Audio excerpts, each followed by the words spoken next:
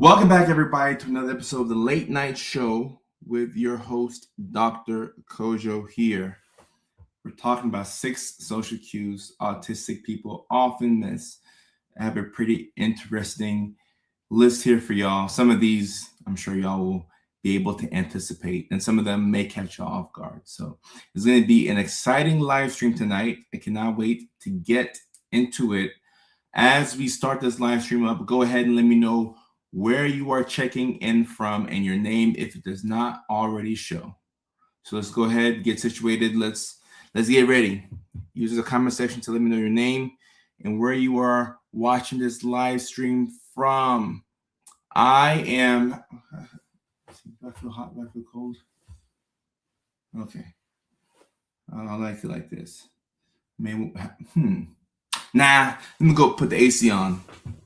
Marcia is checking in from Houston, Texas. Marcia, thank you for your attention. Thank you for your attention. Let me go put this AC on because your boy hot. I'm too hot. Oh yeah, it was way too hot. It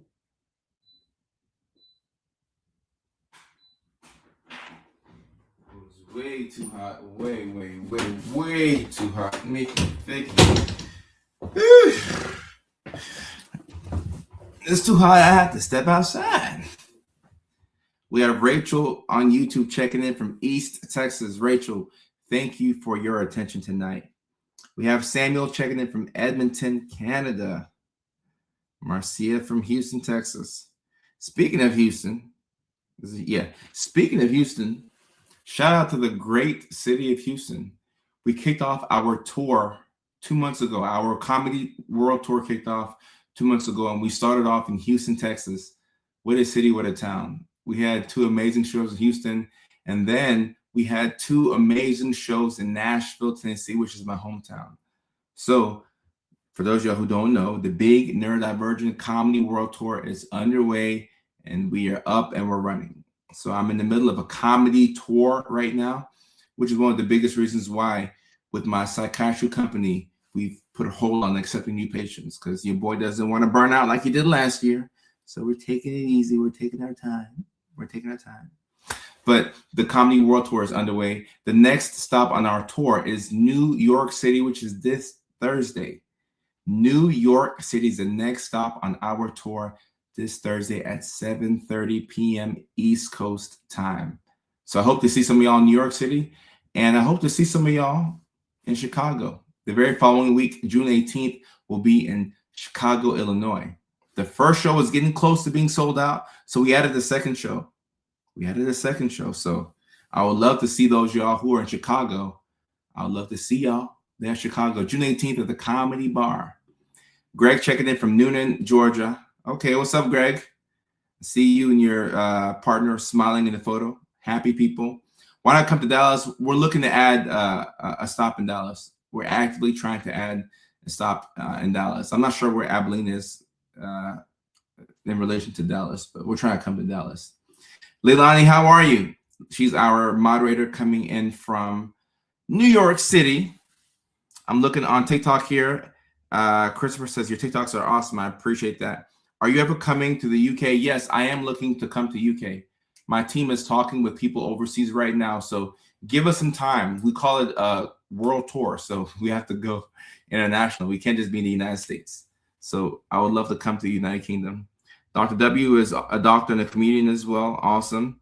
Love from Israel. Subdiagnosed RDHD. Happy to have you here. If you have autism and ADHD, you're in the right spot. And Leilani, today has been an interesting day. I'm sorry to hear that it's been a heavy day for you, but it's been kind of a somber day. Like for me personally, my mood was a little low in the beginning of the day, and then halfway through, I caught like a second wind, and I was like, yes, this feels like me. But it took a while for me to get going. Took a while to get going today, but we're here and we're going. But the person who said that they have autism, ADHD, and they're from Israel, yes, you are in the right spot. If you have autism, ADHD, you do not click on this live stream. You didn't click on this channel by accident. You are in the right spot. Jimmy from Australia, Joy from Vancouver, Canada, Jefferson City, Missouri in the house. Awesome, awesome, awesome. Oh, it's the smartest man alive. I don't think I'm the smartest man, but I do okay. I do okay. You, you feel me? Some days start off like that where, and look, I know y'all, a lot of y'all can relate because we have a lot of neurodivergence in the chat right now. Some days start off just weird, where you wake up and you're not necessarily sad or depressed, but you're just, it's taking you a while to get the day going. You're taking your time to get the day going, and sometimes in the middle of the day you'll get that second wind, which will give you energy to go, and take care of business. And sometimes that second wind doesn't come, and you have to drag your feet throughout the day, and you have to do your best to have the best day possible. So some days are like that. Some days are like that. Melissa from North Carolina. Melissa, how are you? Happy to have you here. Somebody said that their assessment is June 19th. Okay, I see people are getting diagnoses and people are learning about themselves, which is the goal of this channel. The goal of this channel is to help you, number one, have some type of entertainment, and number two, education. You need both. I don't think one is before the other. I strive for education and entertainment. And I know that I don't have the best attention span. Like, my version of ADHD doesn't come with the best attention span. So I keep that in mind when I make content for y'all. Jordan, I hope to see you in the future. Maybe I'll see you at a comedy show, perhaps. And before I get into the 6 social cues autistic people often miss, somebody asks a question, and we do questions at the end, but I want to talk about this question. And somebody says, do you give diagnoses over the net? So guys, after my comedy tour, this is my plan. Let me just let y'all know. After my comedy tour, we will look to take new patients on for autism assessments. All right. But in the middle of my comedy tour, daddy's going to be burned out. So daddy got to do what he can for now. But as much as I'm enjoying the comedy, whenever we do open up for patients again, I will be excited to do autism assessments because I enjoy doing both, and hopefully come up with a system to where I can do both. I can do my comedy, and then I have my team assessing people for autism. So that's my goal. That's what I am working towards. And the question before that I wanted to address, somebody says, what is the benefit of getting an autism diagnosis as an adult? Great question, and I've answered it before, but you're probably new here. So the benefit to getting an autism diagnosis or an assessment as an adult is that with your newfound information, let's say you're 38, 39 years old, and you get diagnosed with autism. Now, instead of you hating yourself or blaming yourself for things that happen in your life because of the behaviors you exhibit, you now know that you have autism. So once you know that you have autism, you can get some clarity on what type of autism do you have, level 1, level 2, level 3. And it's important to know these things because that way you'll know what support you need. All right. Keep in mind, half of autistic people over the age of 18 never gain any type of paid employment. Think about that for a second. Half of autistic people over the age of 18 are not able to work. If you can't work, how do you take care of yourself?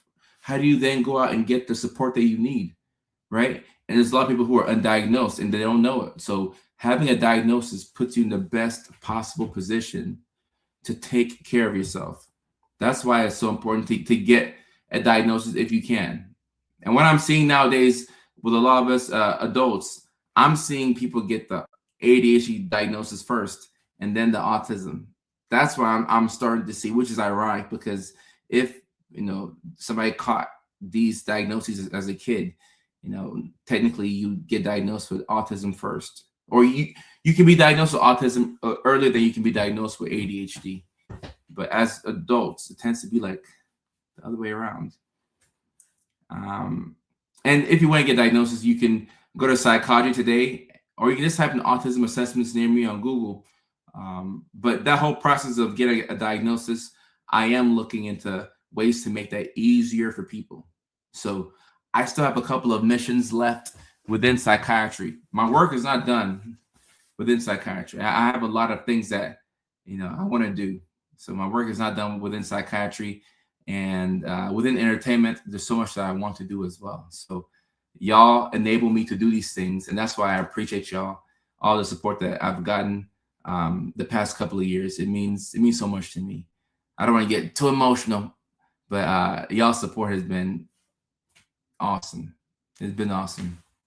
And Chase, you can send an email to my assistant. He reads the 300-400 emails we get a day. I'm not sure if I can read it, but check it with him. And if something captures his attention or his mind, he'll say, "Hey, Kojo, check this out. Check this out. Check this out." So definitely, I would rather people email my assistant and then at least send me your ideas that way if you have anything, because I don't want anything to get past me. I can't guarantee that I'll see it, but my assistant will. He's amazing. I wish I had his brain. He's really good. And All Night says, "You were there for me. I appreciate you when I got my autism diagnosis. Still an autistic burnout, but better." And guys, speaking about, all right, look, so I know that this isn't the topic tonight. Autistic burnout is not tonight's topic, but let me say something about it, because there's a lot of folks who I've been getting a lot of DMs about autistic burnout. And I just dropped a course in my neurodivergent lab. We have a school community, a paid community, where a bunch of neurodivergents will congregate, and I drop courses and videos and things like that in that community. And the course I just dropped was on autistic burnout. And without getting into the nitty gritty of that course, I'll summarize it here. If you are an autistic burnout, it's important to first identify what you can do to help yourself out, even if it's a couple of small things. Do the best that you can and stop judging yourself based off of pre-burnout you. So before you were in burnout, you could do more. Now that you're burnt out, you can't do, like, you can't even do a third of what you could do. So you feel useless. You feel bad. Your self-esteem is in the gutter. So identify what you can do. Do your best to have some type of a schedule and a routine. Try and interact with friends and community and loved ones, because you don't want to be by yourself. And then when you realize that you have a greater capacity to do things, okay, when your capacity expands, then see if you can identify a couple of key priority things, because burnout comes from working really hard on the wrong things. And burnout can also come from going too long without getting the proper support. And if you're an autistic burnout, you've probably done both of those things. You worked really hard on the wrong things and you haven't had the proper support. So we have to take it back to, square zero, make it as simple as possible. And Dr. Lindsay, this course is on the school community called the Neurodivergent Lab. I kept getting so many DMs about autistic burnout. I say, you know what, let's go ahead and make a course on autistic burnout. And it has interactive worksheets and everything. So once again, shout out to John, my assistant. He's so good at putting things together. And Chase, his email is assistant@kojosoftware.com. And let me see if I can link the school community in here. Can I link it in here? Okay, yeah, I am able to link it. Dr. Lindsay, I appreciate you, because I didn't even think about linking it here. Sometimes I feel like my grandma when it comes to the computer, and I'm not that old. I'm an unc, but I shouldn't be acting like, how do I press that button? I guess I'm too dependent on my assistant. So this is the link for the Neurodivergent Lab. Yeah, thanks, John. Shout out to John. And we will do some live streams on autistic burnout, because that may be the most common DM I've received in the past 2 weeks to a month, which is why that's the course that we decided to go with. But a lot of people are going through this burnout. Ryan is awesome. I feel like Ryan needs a Ryan himself. Everybody should have a Ryan in their life. He's amazing. He's so amazing. I appreciate Ryan. I appreciate him. All right. So the 6 social cues that autistic people often miss. And guys, keep in mind, if you go 6 for 6 on this, it does not mean that you have autism. It means that you could have autism, but it doesn't mean that you have autism if you go 6 for 6 on all of these. It just means that maybe it's time to think about a potential assessment. All right. For Shari G. No, thank you, Lindsay. I appreciate you. Thank you. The 6. So, and look, there's more social cues than this, but this is just 6, right? 6 social cues autistic people often miss. Number 1, knowing when it's your turn to talk. Now, for my boys and girls who got autism and ADHD, I know that y'all really feel this one. My boys and girls who have autism, ADHD, where you at? Come out the woodworks. If you struggle to know when it's your turn to talk, mid-conversation, this is what you look like.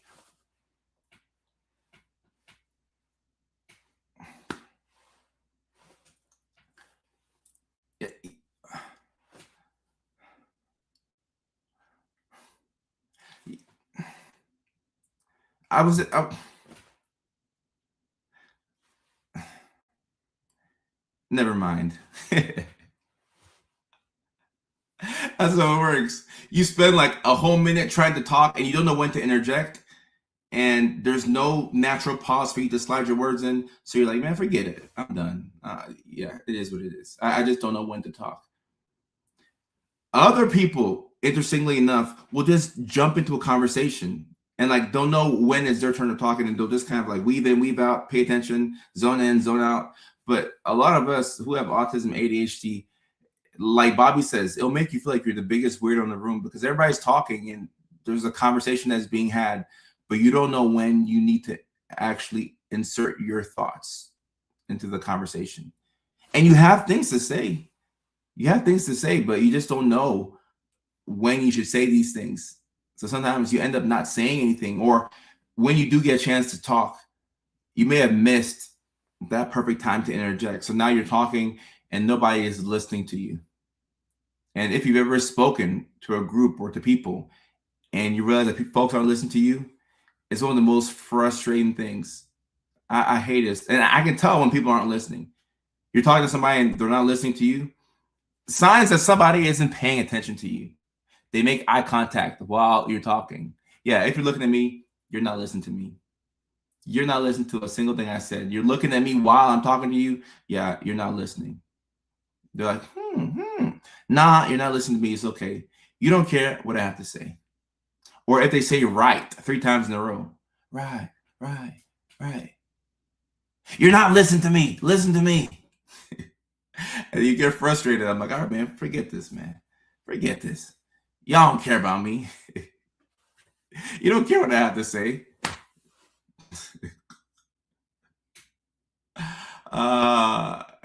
Sometimes they won't know that you know that they're not listening, but we know. If you can relate to what I've said in the past 5 minutes, you know what it feels like to be ignored. You know, and it hurts, and it makes you not want to put your thoughts in anymore. You're like, all right, man, I'm done. Ryan, how are you? Good to see you. And TikToks, people are saying facts. Repeating to make sure I'm understood. Right. If you have to repeat things when you said it clearly, you didn't stutter, you didn't stumble over your words, but you find yourself repeating something, yeah, it's because you believe that the other person didn't hear you. They're not listening to you. Ryan, good to see you. Good to see you as usual, my Arizona friends. And Jessica says, yeah, so I don't talk in situations. Oof. And then somebody says, exactly, me and my therapist even talked about going nonverbal. It might be easier for me. Guys, there are other ways to communicate outside of just verbally. Like you can communicate with gestures and even eyes. You know, like in somebody's eyes, you can see pain in people's eyes. You can see frustration in someone's eyes. You can see romantic interest in someone's eyes. So there are other ways to communicate outside of just, verbal, but that's the main way that we would communicate.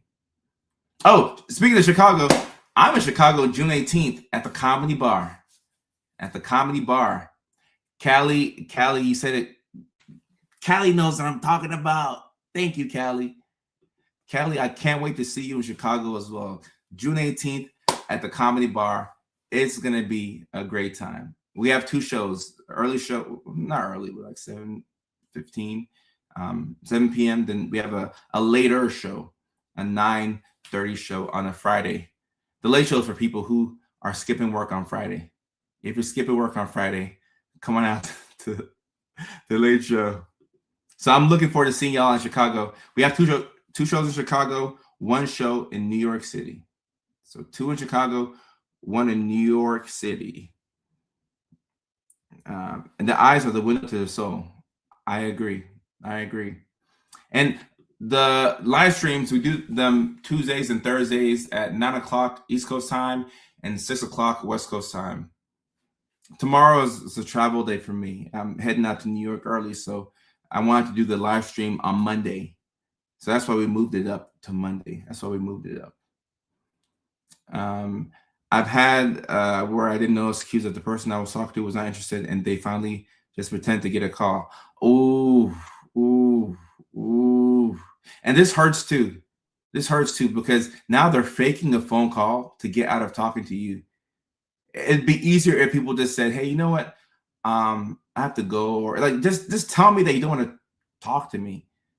Like I appreciate upfront communication, and there's a way to deliver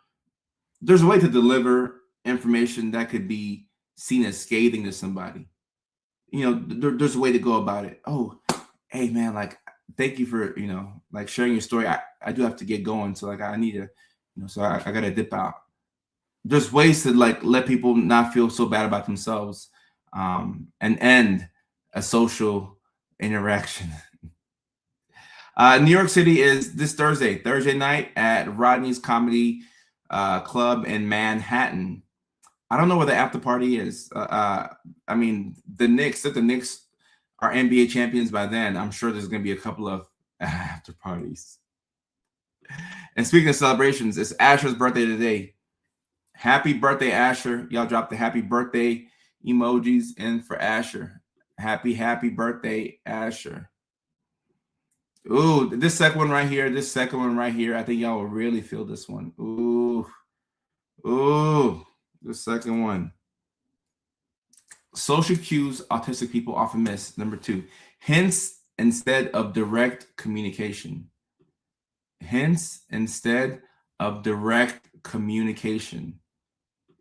All right. You're hanging out at somebody's house. Y'all are having a great time. You haven't had this much fun in what seems like ages, but you're having the most fun that you've had in a long time. You lost track of what time it is because you're having such a great time. You're having a blast. Then the person who's hosting the event says something to the effect of, man, what are you doing tomorrow? And you're like, oh, tomorrow I'm going to go to the coffee shop, and I'm going to work out, and I'm going to get some emails sent. They're asking you what you're going to do tomorrow because that's their way of saying, hey,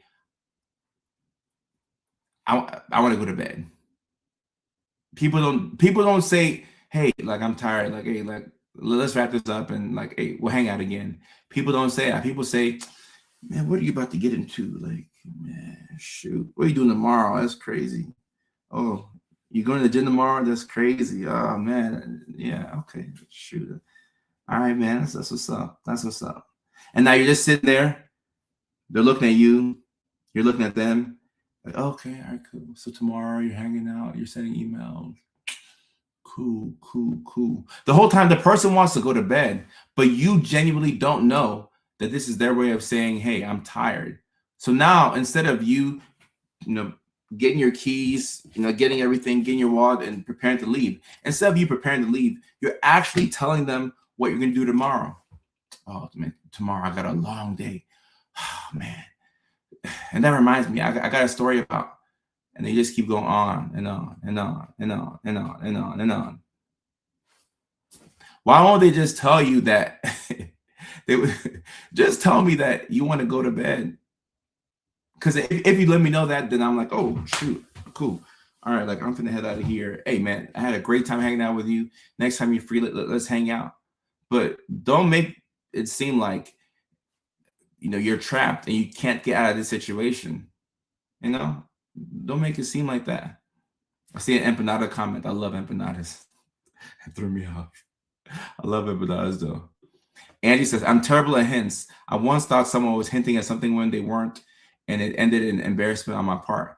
Right. So for the people who are watching right now who are autistic and the people in your life don't understand you, send this live stream to them right now.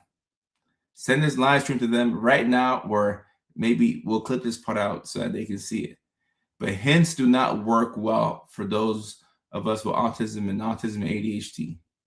Hints, no, because hints is more mental work. Just say what you wanted to say. Because sometimes if you think somebody's hinting at something, then you'll think that, oh, this is what they were trying to say when they never said that. And that can lead to a lot of embarrassment. Because now you have jumped to conclusions because you're assuming that they're hinting like people always do. But they weren't hinting. And now it's like, oh my goodness, I made a fool of myself. Dang it, my bad. So if people were just more direct with their communication, it'd be better. Dev says, I love lives like this. I work with special needs kiddos. Hey, and we can learn a lot from the special needs kids. The way things are made to be so simple. If things are simple for all of us, how would we ever fail? What is it with growing up that we feel this need to be so complicated? Just tell me what you want to say, and I'll be okay. Just tell me what you want to say, and I'll be okay. Like, I'm a big boy. I can handle it. I never know when someone is hinting or just talking. Right. And look, Angie, if this is how you feel every time you step outside of the house, you're going to want to avoid social situations, because if you read a situation wrong, you can have so much embarrassment. And the embarrassment that you have from a failed social situation can live with you for years, because you don't want that same pain again, that pain of, I said something weird and everybody knew it, but I didn't know that what I said was weird until 5 minutes went by and I looked at people's faces and I could tell that they were uncomfortable. And then I realized that it was me who made the room uncomfortable because of what I said. Yeah, it can replay in your head for forever. Someone says, bring your show to Atlanta. I would love to bring the tour to Atlanta. We did Atlanta 2 years ago, and I would love to come back. When you know something useful and know a lot about it, and the person's interested, and they notice that they've lost attention, and you're still talking, and you don't know how to stop. Yeah, sometimes when it's like this, the moment I realize they're not listening to me, I find a nice segue. I'm like, oh man, oof. Today's really cool day, you know.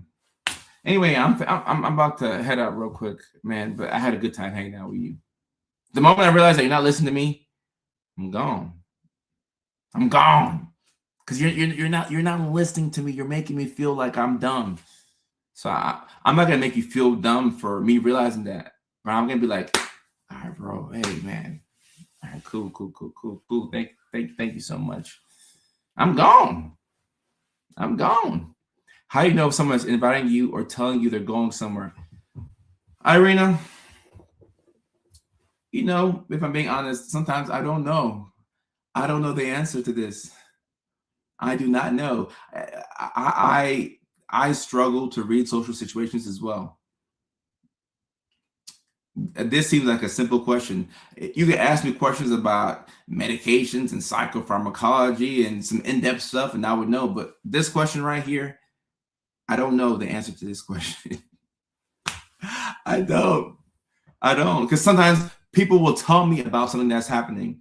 They'll say, oh, bro, yo, there's this party on Friday. My friends are having this party on Friday. It's going to be on this side of town. It's going to be a fun party. Are you telling me about the party because you want me to come? Or are you telling me about the party because it's just happening?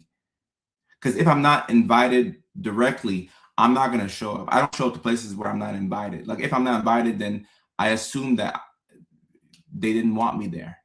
If you directly invite me and I can come, I'm gonna pull up if I can. But if I'm not sure, then I don't want to come. And if I don't know anybody, it's like, all right, I showed up to this event, and I can tell by people's reactions that they didn't expect me to come. But because I knew somebody who knew the person who's throwing the party, I'm here, and I feel nah. If I'm gonna feel weird, I can just feel weird at home. I'm not gonna step outside the house and get all prepared. Nah. Nah. Hope to see you in New York. And look, if you freeze, it's okay. It's okay. Like, it's okay to be weird social. Like, it's okay. And look, sometimes I put pressure on myself to be smooth socially. I may stumble over my words. During my Nashville show, I had to get multiple Diet Cokes because my Adderall makes my mouth dry. So I mean, I'll just let people know, hey, like, my mouth is dry if I trip over my words because I actually took my medication today. So let me get this Diet Coke. Let me slurp it up so my mouth is not dry. So, there's nothing wrong with being. Do you know what's weirder than being weird? What's being weird is having a real human moment where you're awkward or you freeze up, just having a human moment and then trying to cover that up. That's, and look, I've done that, many times, so I'm hypocritical, but nothing wrong with being, weird or socially awkward and just sitting, just sit there in the moment. It's like, all right, I said the wrong thing. and then we can laugh about it, right? Then we can laugh about it. Oh, Sylvia, we'll get some water here shortly. I probably should go get some water shortly, but I'll keep going for now. I want you to invite me and be direct, but I'm probably not coming. I'm the same way. I want the invite. I want the opportunity to kindly decline the invite. But if there's no direct invite, I'm not going. I'll just ask if they're telling me or saying I'm invited. And look, no, Jesse, I can tell you that this is what you should do. This is what you should do. If somebody is telling you about a party and they're telling you about how amazing it's going to be, it's best to ask them, say, hey, are you telling me about this block party because I'm invited? Or are you just telling me about this because it's a cool, interesting fact, something that's happening? Sometimes we have to be the initiators of direct communication and say, hey, like, do you, like, y'all want me here or not? Let me know. I told you my social cues. I ended up feeling left out, even though I was invited in a roundabout way. It's too late to figure out. Right. But look, roundabout invitations, I mean, in my head, the way I see things, if you really want me to pull up somewhere, you would say, hey, Kojo, man, this is happening on Saturday. We need you there, man. We need you there. Like, put some enthusiasm in it. Like, let me know that I'm wanted, Put some enthusiasm behind it. My dad's never direct. He just expects me to understand that I know what he means. Like when he asked me if I want to take the garbage out. This just gave me a skit idea. This is a perfect example of people not understanding the importance of direct communication. Do you want to take the garbage out? No. He was asking you to do it. And this is why autism education is so important, because these are the small things that make a big difference. Communication. Look, Leilani, the reason why this live stream will not go on too long is because the Knicks and the Spurs are playing. So I'm checking it out here. Woo, what a game. I'm getting anxiety just getting the updates. Spurs up by 5. Woo, man. But look, I hope you enjoyed this game, because New York City has not had the finals there for almost 30 years. So please enjoy the game. Please enjoy it. Normies also speak differently from us because they understand. And I agree with this. I feel like a lot of normies don't understand. So it's not that they're trying to be difficult. They just don't understand autism. They don't understand ADHD. Oh, yeah. I did read that President Trump was coming to Game 3 of the NBA Finals. So there's going to be more security, given just the people trying to attack the president. And oh, yeah. Whew. So the anxiety in New York City right now is sky high. Whew. Go Knicks, but also go Spurs, because I want it to be a good series. I don't want it to end so quickly. I know you want the Knicks to win, but I don't want it to end so quickly. I want somewhat of a series. All right. Social cues autistic people often miss. We kind of alluded to this one right here. Knowing when someone is losing interest. Guys, this is one of the more embarrassing social cues to miss. This is one of the more embarrassing social cues to miss. Knowing when someone is losing interest. Now, this is twofold. All right. This is in person, right? So if you're talking to somebody and they're looking at you like this, and they keep saying, right. You're not listening to me. You don't care about what I have to say. You're not listening to me. Likewise, if you're texting somebody romantically and normally they're very communicative with you, they text back super quickly, they use emojis and everything. And then one day you text a person, the responses are getting shorter and shorter and shorter and shorter. There's no punctuation, no emojis. The energy has switched. And the funny thing about this is you can tell that the energy has switched, but you don't know that they've stopped losing interest. You could attribute it to them just being tired or like, oh, they're having a long day. But no, this person has lost interest. Like they don't want to communicate with you anymore. But people don't let you know that. When you go on a date and it doesn't really work out, people don't say, hey, like we can be friends, but it's not. Sometimes people do that, but the people who do that are probably neurodivergent themselves. Oh, you want the Spurs to win and you live in New York? Okay, that's interesting. That's interesting. Okay. And Angie says, this one's hard. I talk about very topics not info dump. I never know if people are genuinely interested. So, Angie, if I'm being real, I would assume that the majority of folks probably aren't that interested if it's a super niche topic. But every now and then, if you get somebody who has some type of knowledge about what you're talking about, you can meet some people that are very interested in what you're saying. If you're not perfect, so no one takes back. Friendship has always been so fragile. Yeah, maintaining friends when you're on the spectrum is sometimes it feels like a chore. It feels like a chore. Christine says I info dump as well.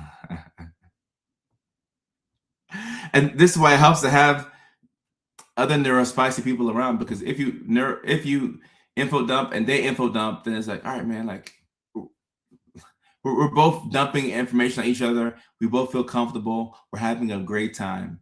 So this is why when you're around your friends who are more than likely neurodivergent, if y'all click really well, there's a good chance that they're neurodivergent. A really good chance that they are. This is why when you talk to them, you don't struggle as much. When you talk to people who you don't know, you're like, okay, where do I stand with these folks? Like, what's going on? Brunson is a great. Knicks by birth, Spurs by choice. And you have to go to the airport tomorrow. Oh, Leilani, there's a lot of overstimulation all at once. Last time I was at JFK Airport, one of the guys at TSA let me skip the whole line. I'm not sure if he's a fan of the content or whatever the case may be, but he let me skip the line and I needed it. I was gonna miss my flight back to California. So shout out to the people at JFK Airport. Shout out to them. Angie says, I have a group of people, 3 people who are all neurospicy. They accept me. Right. See, this is what is needed. You need more people who are like you. I'm not saying that you can't have friends who are normies, right? What a funny word, normies. But you want somebody that you can talk to so that way you don't feel like you're an alien. You don't feel like you're weird. Because we all have our own idiosyncrasies and there are peculiar things about each one of us. But when you feel like you're the only person that's like super weird, it makes you feel very isolated. There's a little bird outside. Neurodivergence attract the neurodivergence. I agree with that.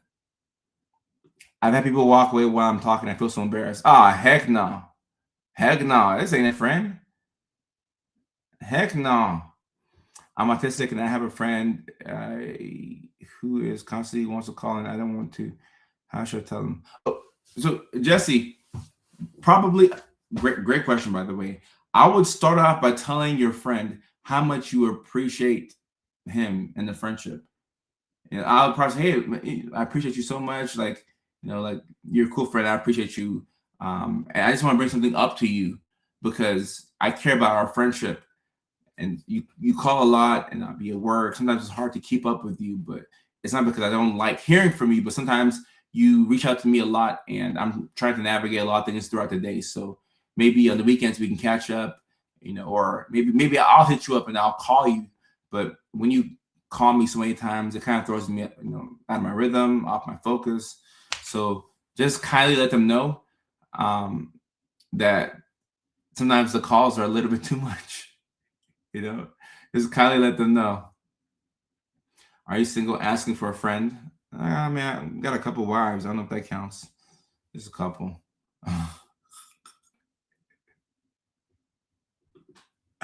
Why do people not mean what they say? The phrase "say what you mean and mean what you say" is so paramount to me. Surely, I don't know why people don't mean what they say. And the more you hang around normies, you start to talk like them, and then you start to say things that you don't mean, or mean things you don't say. So it's confusing. Just as confusing as me and my marital status, right? Just a couple wives, nothing too crazy. Nothing too crazy. Oh man. Taking things literally. That's the fourth one right here. The fourth cue autistic people often miss. Taking things literally. Every now and then you'll be hanging out with a couple of friends, or let's say you make a new friend, right? And you hear this phrase. This is a phrase that is thrown around at least 50 million times a day. And right now, as we speak, somebody is saying this phrase to somebody else and they don't mean it. We should hang out sometime soon. Right now, somebody in the world, I don't know if they're in New York, I don't know if they're in Chicago, I don't know if they're in Nashville, I don't know if they're in Abilene, Texas, I don't know if they're in San Diego, I don't know if they're in London, I don't know if they're in Sydney, Australia, but somewhere right now in the world, there's a person who just told somebody else, we should hang out sometime soon. And they have no intentions of hanging out with that person. People are being tricked every single day. Oh, we should hang out. We should hang out. We should hang out sometime soon. Yeah, let's hang out sometime soon. And then you will reach out to this person a couple days later and say, hey, man, I'm free on Sunday after 2:00. What are you doing? And this person is going to be disturbed by the fact that you reach out to them. What do you like? Why do you reach out to me? I mean, we just met once. Like, why are you trying to hang out with me and take my time? Like, and then you're like, you said we should hang out sometime soon. And the person's like, I didn't mean that. I didn't. It's just something you say that sounds nice. It just sounds nice leaving your mouth. Oh, we should hang out sometime soon. Yeah. You're like, hold up. I thought that you wanted to hang out with me. Makes no sense. I thought you wanted to hang out with me. This is PJ. I saw you in Nashville. Didn't realize I purchased. PJ, you should have came up. You should have said this. That would have been funny, PJ. We should hang out sometime soon. And look, Angie, I'm going to be upfront here. I have also used this phrase to people without expecting to see them again, because I've been hanging around. I'm not deflecting and I'm not dodging accountability, but I'm saying that I hang out with a lot of normies and I mask very well. Some of us are high masking. And when you spend time around normies and you mask really well, you will start to take on their attributes. So I have taken on some of their attributes, and I will say things like, "Oh, we should hang out sometime soon." And I don't, not that I'm opposed to it, but like I have no plan at all to hang out. Like I'm super busy, but I'm like, yeah,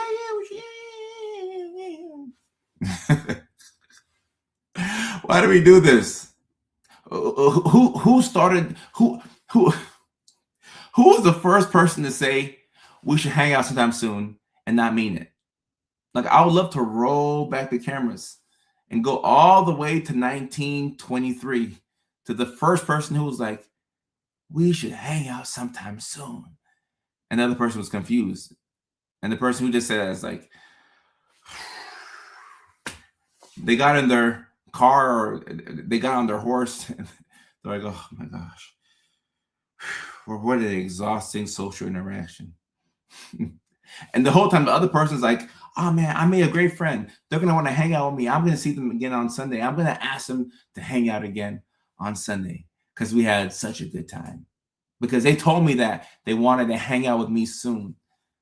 It's going to be so fun. The whole time you're like, man, this person, I keep reaching out to them and they're not texting me back. They told me that they wanted to hang out. What do you mean? Yeah. Hey, these are some good skit ideas right here, right? These are things that I have done myself. My goodness. Oh my goodness. This is hilarious. This is hilarious. This is so funny to me. Oh my gosh. I need to take these to the team. We need to bring these to life. I'll call you in 30 minutes. And look, I have done this one too. I ain't gonna lie, I've done this one before. And I have to, maybe I need more neurodivergent friends so I can break the habit. But I have done this before. No, I'll call you back in 30 minutes.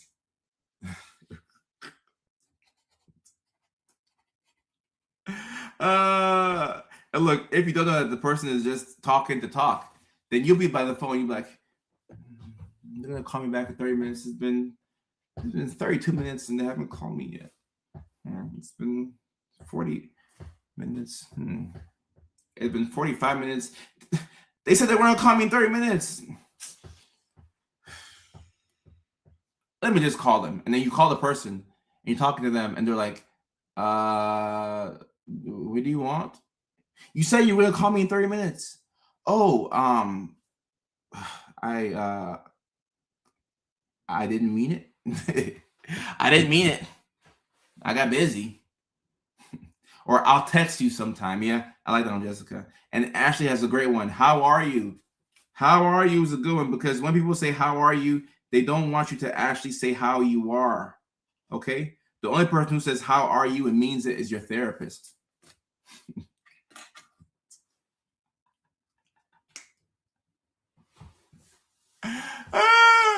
How are you?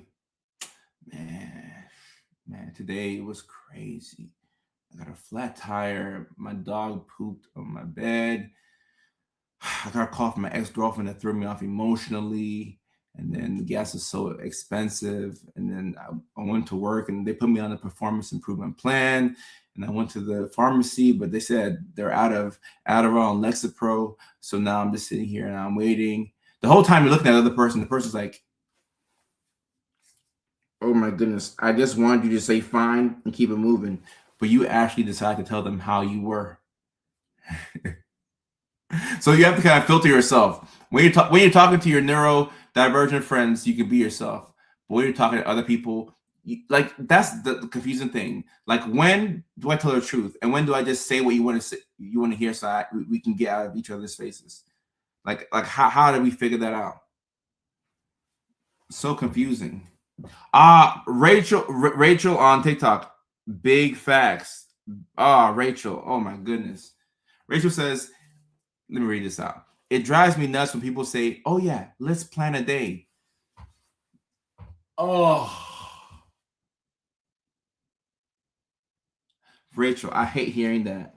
I hate hearing that. Oh, that's a good one. Oh, that's a good one. Oh, that's a good one, Rachel. People say, oh, let's plan a date. Meanwhile, they have no intention of hanging out with you, but they just say it. And I'll tell you what, I'll give you all a tip. This could be very helpful for those of y'all who are also neurospicy like me. When you're trying to make plans with someone, okay, and you ask them for their availability or anything like that, and they hit you with a, I'll let you know, always assume no. Do not accept, oh, I'll let you know. I'll let you. No, no, no, no, no, no, no. Now, of course, there can be some exceptions, but by and large, do not accept, oh, I'll let you know. No, I'll let you know means no. I'll let you know means no. And especially if you're dating. Especially if you're dating. This is actually really dating advice. Maybe you went on a first date with somebody, or maybe you're planning to go on a date with somebody. You're texting back and forth, just texting to get familiar with each other. And then you're like, oh, I'm free Saturday night. I want to go check out this new restaurant. I'd love for you to come with me. And then it's Tuesday or it's Monday. And they say, oh, I'll let you know. You know what you do with that? They say, I'll let you know. You say, oh, okay, all right. I appreciate you. Let me know when you can. But then mentally in your head, take the I'll let you know as a no and move on. I'll let you know means that they don't have interest in you at that time. Maybe it could change. I don't know. But I'll let you know means that if they had better plans, they would rather do that. This is reading in between the lines. I'll let you know means that, yeah, I'll hang out with you if my first 3 plans fall through and you're my backup plan. This is the quiet part out loud. So never accept I'll let you know. If you follow me, don't let me down by accepting I'll let you know. No, I'll let you know. Like, and you don't tell the other person. Just say, oh, let me know when you can. It's all good. We're not going to act salty about it. Friendship or dating somebody, if they say I'll let you know, mentally, we don't accept that. But just be kind and say, okay, thank you so much. I'll hear from you soon. And they can't say it directly because they know how mean it sounds. Jesse, look, imagine, Jesse, this is role play. You're talking to a girl, you ask her what she's doing on Friday night, and she says, I'll let you know. She thinks it would be rude for her to say, oh, Jesse, well, I'm trying to see what Sabrina is doing. If Sabrina's free, or if Jessica's free, I want to hang out with them. Or if this other guy I was talking to, if Mark is free, I might want to go bowling with him. If all 3 of those options are not, in play for me, then we can hang out on Friday.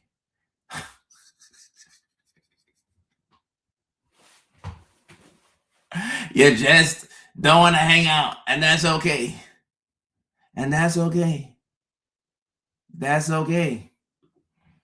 Someone asked me how I was feeling. I said, I'm nauseous and cramping. They looked at me in shock. Oh, yeah. But look, they asked you how you were feeling. So you can't be upset when the truth comes out. Yeah, I'll let you know is an afterthought. I'll let you know is an afterthought. And look, once again, there's no need to be, you don't have to be salty about it. Like, people have priorities, and it's all good. Like, whatever they want to do is fine. But once someone says, I'll let you know, see, and maybe we need to have like a neurodivergent class that's taught in college. I would love to be Professor Sarfo again and teach this class.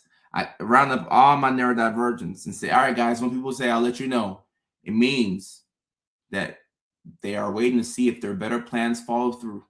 If the plans follow through, then I want to hang out with you. But you are my 4th option. You're my 4th option. Maybe 5th or 6th. If all my other plans fall through, I want to hang out with you. That's what I want to do. But if one of my plans is, materializes, I would rather do that than to hang out with you. So you're not a bad person. You're not a boring person. You're just my 6th option. That's all. Just say that. Jenny Marie, yeah, we need to offer this neurodivergent class. I will teach it, guys. I will teach it. How did you learn all the math? Look, I wanted to survive. I wanted to have a job. I wanted to get through school. I wanted girls to like me when I was in school. I wanted to go on dates. I wanted the guys to think that I'm cool. I wanted friends. So I had to learn all this stuff. But it's become so hard to unlearn it. So I'm in the process of unlearning all of this funk. this funk that I put in my brain. All right, guys, the fifth one right here. Fifth one right here that we have to learn is sarcasm. Sarcasm. Now, a lot of us don't catch sarcasm in the moment. All right. And I am somebody who I've really had to struggle to understand what people mean. Because people will be sarcastic with you, and then 10 minutes after the fact, when you're driving home, you're like, hold up. What? I don't think they meant that. Huh. I think they were being sarcastic. I think they're being sarcastic. This is one of the most frustrating parts of being neurodivergent. The sarcasm. How do I know if I'm hearing you, or I'm supposed to interpret what you're saying, how it's being told to me, or if you're just talking in quotes. You know, people talk in quotes, people talk in idioms, and they expect you to understand it.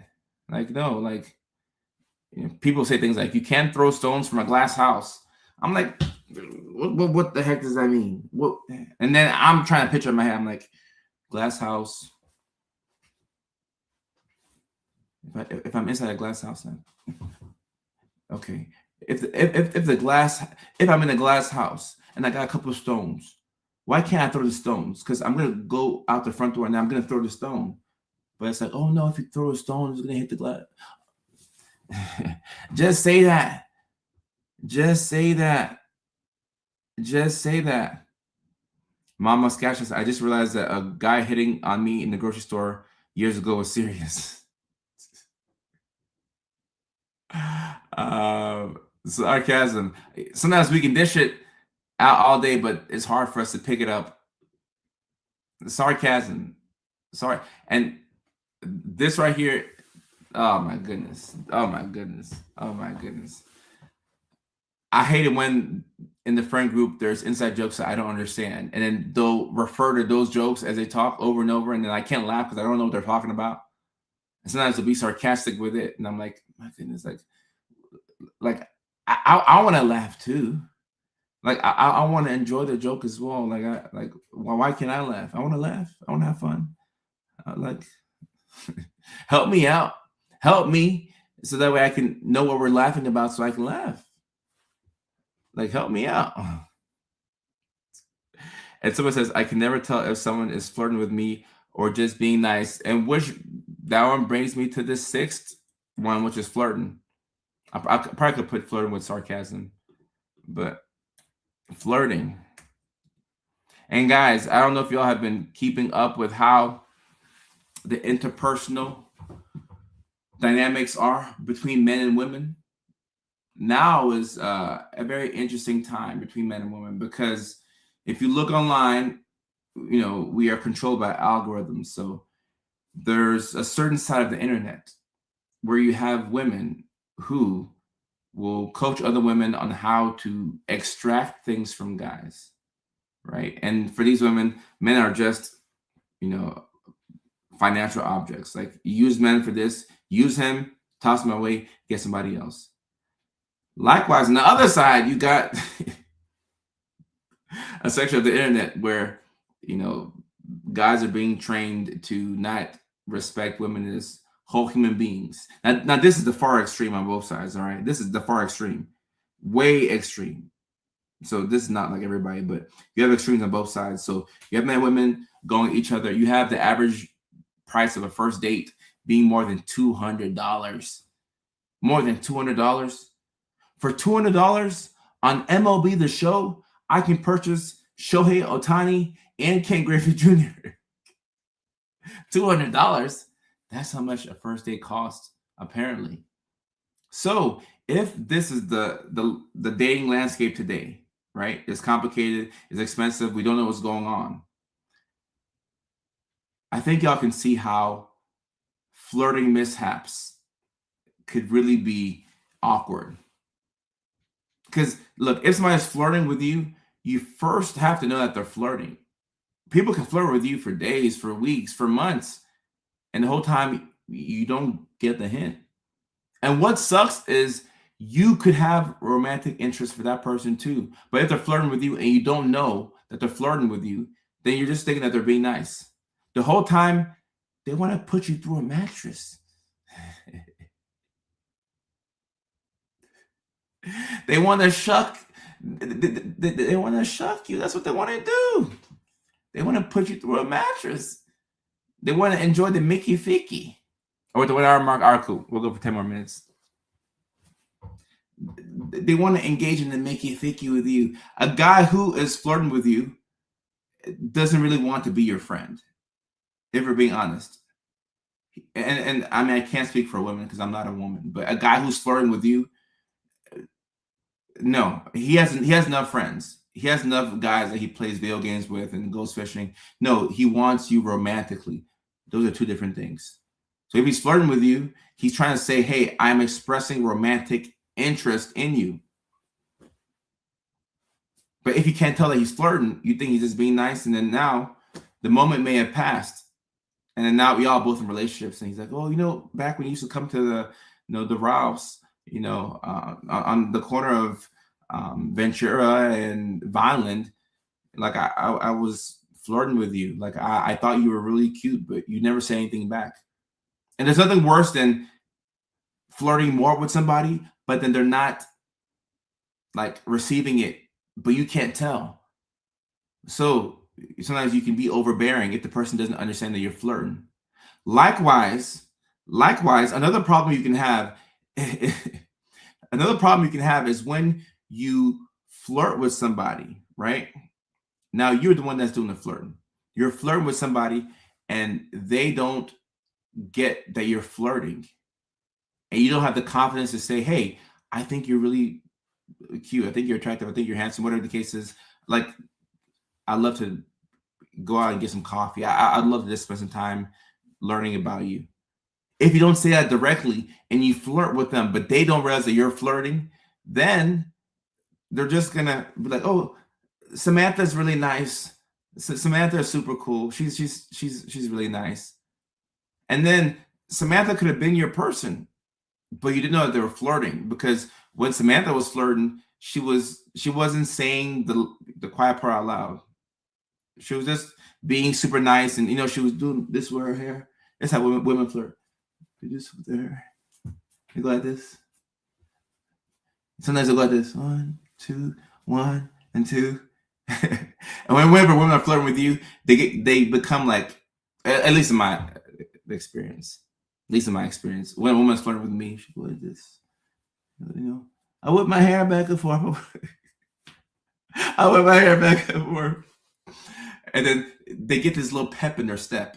They kind of become girly, like there's like a little pep in their step. That's just what I've seen. Those are the signs of flirting that I'm able to pick up on. But I'm sure there's other cues that I don't, recognize. But if you're not direct, you could miss out on a potentially a really good and cool romantic opportunity because you weren't direct. You got to be direct. You have to be direct. And Kelly says, instead of flirting, do men not ask women on dates these days? The answer to that question is no. No. People are not, look at the numbers, look at the data. People are not dating anymore. Gone are the days where people have like 7 folks on the roster. People are not dating anymore. I don't know if y'all like keeping your ear to the streets. Folks are not dating anymore. They're not dating anymore. People aren't having sex as much anymore. I don't know if you can call this a Great Depression or whatever it is, but people are not dating anymore. Ashley says, but how do we know if he's flirting? I mean, the way I flirt, and I don't speak for all guys. And look, I got some awkwardness about myself too. But the way I flirt is if I see a woman from somewhere and I like her, if she looks at me, I will look at her. And after like about a second and a half, if you look at somebody, you normally look away. But if I like her, instead of looking at her and looking away, when she looks at me, I'm going to stare at her and I'm going to hold eye contact for at least 1.5 to 2 seconds. And then that's like a sign of, okay, all right, I think that your face looks pretty. I think your butt looks big. I like all right, okay. I'm not gonna get too much into it. But that's a sign, okay, like I think this person is attractive. And then you go up and you talk to them and say, hey, what's your name? My name is so and so. And you ask, do you have a boyfriend? If they have a boyfriend, hey, I'm sorry. Like, hey, like I just saw you, I thought you looked attractive, and that's all. Have a good day. I'm gone. Right? Because something like that's happened before where I'm like, oh shoot, I know. Look, if you don't see it like a ring on somebody's finger, you can't blame yourself. It's like, all right, I shot the wrong shot. I apologize, and I will get my drinks here at the bar, and I'm gonna go my way. That's all. I'm just gonna go my way. That's all. I'm gonna go my way. Staring at me will make you look away. I can't make eye contact. Oh, so here's the thing with flirting with your eyes. If I'm flirting with a woman and she looks at me, right? And I look at her and I keep eye contact. If she looks away, I'm still gonna look at her. I mean, not for longer than like 1.52 seconds, right? But the whole key is you don't look away when they see that you're looking at them. Like it's a real subtle thing, and it happens in the moment of seconds. Because if you stare at somebody for like 5 seconds, that's creepy. It's like there's an art to flirting, and like I said, I have some awkward things about myself too. Maybe that's not the best way to flirt. Maybe it isn't the best way to flirt. Rachel says teasing can be flirting, or it's how me and my hubby do it. Well, Rachel, look, Rachel on TikTok, you're married, so it's a little different. Married folks should still flirt, okay? But it's a little different because when you're flirting out in the wild, it's it's a whole different ball game. And someone says it might be people aren't dating, especially because people don't have money anymore. Well, $200 for a first date is ridiculous, guys. $200 for a first date? That's ridiculous. Like I said, I could purchase the Shohei Ohtani card on MLB The Show. I can give me a Ken Griffey Jr. I could put that $200 to good use. My goodness. Brandy, your daughter was diagnosed. You were in the right place. Happy to have you here. Look them in the eyes and slow smile like you want to eat dessert. I don't know about all this, but definitely make eye contact. 18 years is a while. Right. If you've been out of the dating market for 18 years, Rachel, then good for you because you're in a good place. And Kakir says, I only attract men 10 plus years older than me, and it's depressing. Maybe change your look. Sometimes, maybe you can switch up your hair or something like that. And Ashley says, they expect me to risk rejection and put myself out there without being sure. Right. What I was saying is that women don't like rejection that much. None of us really like it, but I mean, for a woman to put herself out romantically like a guy does and experience that much rejection, that could be rough. It could be rough. Your daughter, level 2 autism. Brandy, welcome to the live stream. Ashley says RSD and flirting dating. Right. So actually, good question, Ashley. One thing that you have to be mindful of as a neurodivergent is rejection in a dating game. Sometimes if somebody rejects you or you perceive something to be a rejection, you could become obsessed with that thing / person because it's not the rejection. It's not the person that you want, but it's the validation that you crave. So rejection could feel like a denial of validation, which could hurt your ego. It could hurt your soul. So sometimes when we are rejected from something or somebody, we convince ourselves that we want that thing or that person, but we really don't. We just want the validation. We want to feel like we're wanted. Does that make sense? We want to feel like we're wanted. I'm okay with rejection because it's better than becoming stuck in failed relationships. I agree. And he says, best place to meet a mate is the dog park and the laundromat. I like that. What's your thoughts on RDHD dating, BPD, ASPD? So you can have autism, ADHD, and date somebody who has borderline personality disorder. But the key to dating somebody with borderline personality disorder is you have to have a stable sense of self, yourself. If you are rooted firmly and deeply in your identity, then the person who you are dating who has borderline personality disorder, they can start to have a healthy relationship with themselves because they're going to mirror you, right? If you date somebody with BPD, good chance they're going to mirror you. They're going to mirror you. Kelly says, I'm old fashioned. I think men should ask women out. Kelly on TikTok, I'm old fashioned as well. And I'm not saying I'm right. I'm not saying I'm right, but I like the chase, I guess. Yeah, I like the chase. Like I like asking a woman out and she could say no and she could say yes. If she says no, it's okay, all right, whatever. I'll go back to the drawing board. But it definitely doesn't mean that women shouldn't ask men out. Like, shoot or shoot. Steph Curry pulls up from half court sometimes and it goes in. So shoot or shoot. Shoot or shoot. But yeah, the rejection sensitivity is a huge thing in the neurodivergent community, and you see it with flirting and dating, and nobody wants to feel like they've been shut down. Dating is expensive. Camping with close friends is a better time, plus vibes. Look, NE, who said that on TikTok? If you ask me if I can have a great first date with a beautiful woman who is like so interesting to talk to, or if I could go camping with close friends, I'm taking the camping with close friends. I still love women, like I do, and I will always. But camping with close friends, with marshmallows, and we're hanging out and we're talking about good times, and I got me a football, and I'm taking the camping with friends. I'm taking the camping with friends.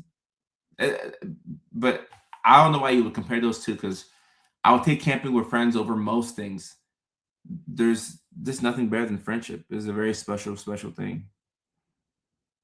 And Ashia, yes, being rejected by somebody and wanting their validation could lead to limerence. If that's what you asked, yes, it can lead to limerence. How can I deal with a breakup from her cheating? Whoever asked that question, you got to move on. You got to move on. It's going to hurt, but you got to move on. Sometimes cheating is just a sign that the relationship is done. Any advice on a girl who cheated?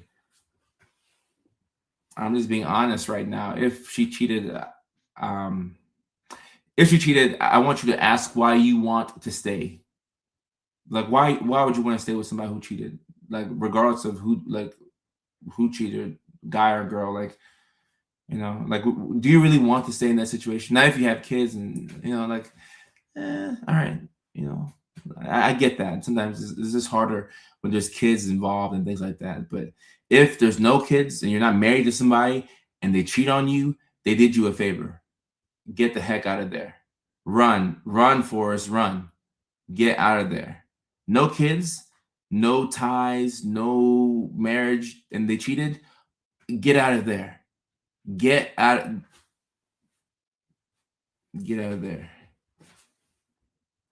Ashia says, "Are you single right now?" I'm married but single. Just 2 wives, but they're friendly. They're friendly. Corey says, "I enjoy when the women ask me out because in news days, I don't know how they feel or describe your feelings better." And once again, I said I'm old fashioned. Like, I like to ask women out, but there's nothing wrong with women asking men out. Like, I think we need more of that. Just more people should go for what they want. That's how I feel. Go for what you want. Go for what you want. Go for what you want. My husband cheated for nearly a year and did the worst thing during. Oh my goodness. Sorry to hear that, Monica. Jessica says, single and ready to mingle. I think that cheating is similar to the rejection. You still want the validations. I agree. And this is why it's helpful to know that you're neurodivergent and that you struggle with rejection sensitive dysphoria and that you have these complicated emotions. Because when you can make sense of why you are the way you are, You're easier on yourself. And then you can realize, oh, I want their validation, but I don't actually want them. Got it. This is why the diagnoses are helpful. Or this is why identifying with certain conditions is helpful. Helpful stuff. Helpful stuff. Whew. This has been a really good live stream, guys. This is the final live stream before we prepare for New York City. We're going to be in New York City this Thursday at Rodney's Comedy Club in Manhattan. My goodness, time has flown by. Time has flown by. We're going to be in New York City at Rodney's Comedy Club this Thursday. For tickets, hit the link in the bio. Hit the link in the bio. Rose on TikTok, we're going to have a blast in New York City. There's no better time to be in New York than right now with the NBA Finals and the excitement. There is no better time to be in New York City than right now. It's going to be so good. It's going to be so good. We're going to have a blast this Thursday night at Rodney's Comedy Club. I cannot wait for it. So I'm looking forward to that. It's going to be amazing. Then a week later, just a week later, we're going to be in Chicago, Illinois at the Comedy Bar. At Chicago, Illinois at the Comedy Bar, June 18th. And after that, we don't have another show until end of July in Boston, Massachusetts. So Boston's a very cold place to be, but during the summer, Boston's a really nice place to be. So I'm happy that I'm going to Boston in July. Then we have Springfield, Massachusetts the next day. Then in August, we have dates in Arkansas, Alabama, and Louisiana. Then September, we have Phoenix, Arizona. Then December, we have San Diego, California. So we're having fun here. Summertime Chicago is awesome. Awesome. Someone says, 30 years old. My first relationship was with a 19-year-old, but the age gap bothers. Well, a 19-year-old is legal, so, may not be a lot that y'all have in common, 30 and 19 years old, but hey, we'll see. Maybe it'll work. Yeah, I am from Ghana. Yazzie Love, I am from Ghana. And H Blaze, I appreciate you for your attention. And yeah, you got to get up and clean. Don't say you need to get up and clean. Say you ought to get up and clean. But if you don't clean, you're not a bad person for cleaning. You could just be like us who has ADHD, and it's a struggle to initiate a task. Guys, this is every single day of my life. It's a struggle to initiate my tasks. Really hard. You have to just get up and do the thing. Whether you trick yourself into doing something, it's hard every single day of my life. I don't think I've been upfront with how hard this stuff hits me. Like, I have days on the weekends where I rot. I do nothing but play video games.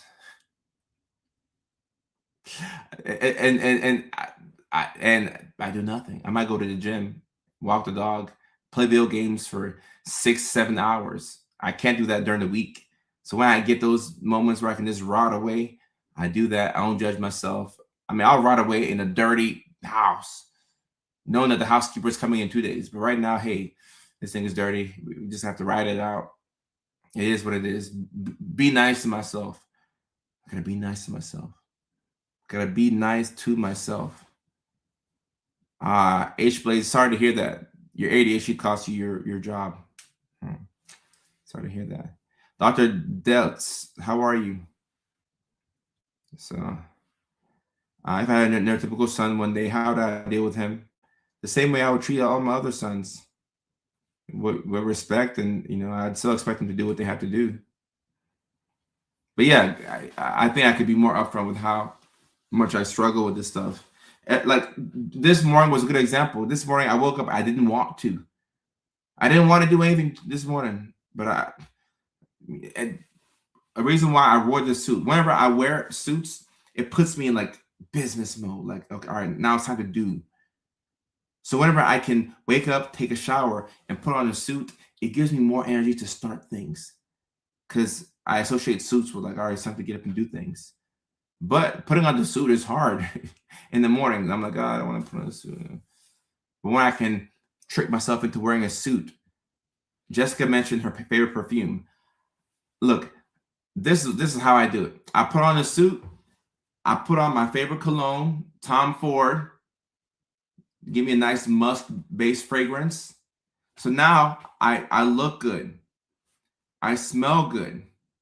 I feel good. And if I were able to go to the gym before I did that,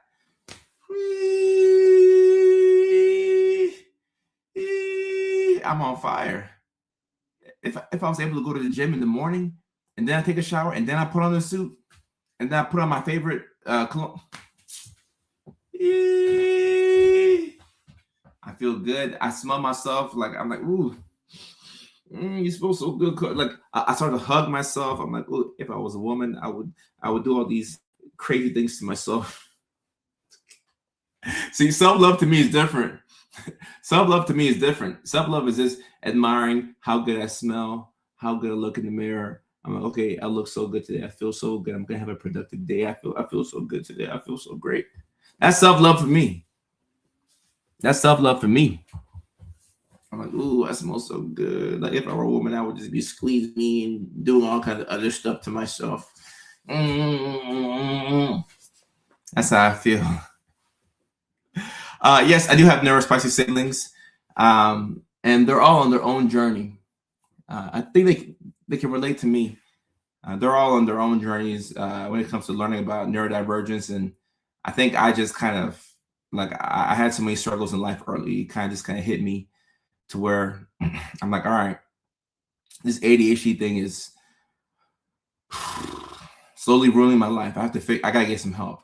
So at 26, I got help, and then I got the medications, and I was able to get through school, and I got my doctorate. And the legend of Dr. Kojo is what it is today. Keep it PG. Oh yeah, I'm keeping it PG. I'm just saying that if I were a woman, I would do things to myself. I'm not saying what I would do to myself. I would just squeeze me really, really tight because I smell so good. And I woke up today and I decided to brush my hair and brush my teeth and put on a suit and then put on my favorite cologne. You have to be your best, cheerleader. Ayoka says, I feel like I'm the only one who's openly neurospicy and also a lesbian. So it's like, damn, yeah. Wow. So you're a minority in a couple of different respects. Respect. Ashley says, depression mixed in can make it super heavy. Right. You have to go to war with your negative thoughts. You have to be willing to fight your negative thoughts head on. Go to war with your negative thoughts. Don't let them win. Do not let them win. Do not let them win. Do not let them win. I'd say my parents are proud of me. I wish they would say it more, but I would imagine that my parents are proud of me.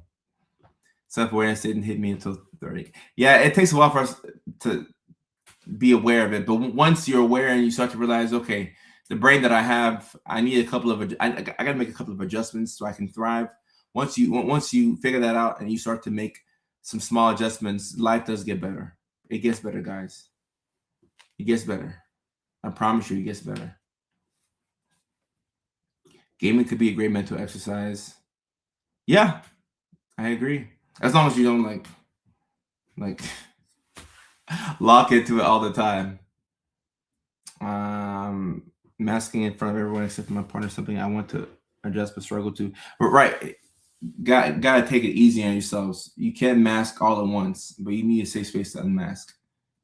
You need a safe space which, to bring back my final note, that's what comedy serves as for me. It's my safe space to unmask. And I didn't realize this until maybe 2 years into comedy, that it's my safe space to unmask, to really be myself, to strip away everything that I learned how to do by watching other people, and just be myself, fully naked on stage, figuratively.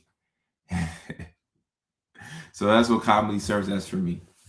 So for those of y'all who are in New York City, for more information on tickets, it's in the link in the bio. New York City, June 11th, 7:30 p.m. Eastern Time, Rodney's Comedy Club. I cannot wait to see y'all.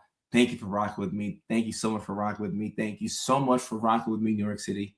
I cannot wait for this show. The very following week, we're going to be in Chicago, Illinois at the Comedy Bar. That is June 18th.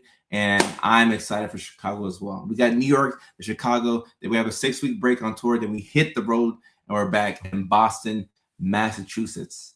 So those are the dates that we have. Like I said, we have a show this Thursday. And I can't wait to see y'all in New York City. And I'll see the rest of y'all in Chicago the very following week, June 18th. So it's going to be exciting. All right, guys. So I got to head out. I got to take care of some things while I watch the NBA Finals game. In the background, the Spurs are up by 3, but they're playing at the Knicks home. So this is going to be a really good game. The finish is going to be very exciting.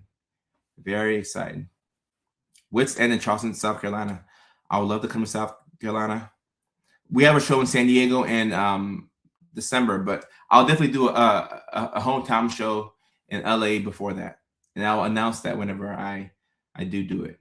So, all right, y'all. I love y'all and I appreciate y'all. We'll be back on the live stream sometime next week because got a lot of traveling going on. So I cannot wait to see some of y'all at the show in New York City. And for the rest of y'all who are in Chicago, I'll see y'all the very following week. And then for the rest of y'all, I will see y'all in this live stream next week. Love y'all. Thank you so much. Love all y'all. Leilani, Danielle, Bobby Fisher, the person who's saying Go Spurs, H Blaze, C Zenny. I appreciate y'all. Thank you so much for an amazing live stream. And I'll see y'all. Peace next week.